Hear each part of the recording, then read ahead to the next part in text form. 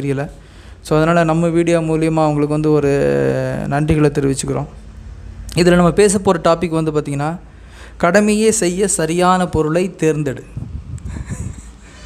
மனுஷனை தேர்ந்தெடுக்க சொல்லலை, சரியான பொருளை தேர்ந்தெடு. இந்த கண்டென்ட்டோட மெயின் இது பார்த்திங்க அப்படின்னா, ஒவ்வொரு பொருளையும் செய்கிறதுக்கு வந்து பார்த்திங்கன்னா நமக்கு வந்து ரா மெட்டீரியல்ஸ் வந்து தேவைப்படும். ஸோ அந்த ரா மெட்டீரியல்ஸை வச்சு தான் நம்ம வந்து என்ன பண்ணுவோம் அப்படின்னா ஒவ்வொரு பொருளையும் நம்ம மேனுஃபேக்சர் பண்ணுவோம். ஸோ மேனுஃபேக்சர் பண்ணும்போது பார்த்திங்க அப்படின்னா நல்ல கரெக்டான ரா மெட்டீரியல், கரெக்டான பொருளை வச்சு ரா மெட்டீரியல் வச்சு யூஸ் பண்ணி நம்ம அதை வந்து நல்ல ஸ்கில்டு லேபர்ஸை வச்சு அதை யூஸ் பண்ணி அதை வந்து நம்ம ஒரு பொருள் செஞ்சிட்டோம் அப்படின்னா அந்த பொருளோட டியூரபிலிட்டி வந்து நல்ல லாங் லாஸ்டிங்காக இருக்கும்.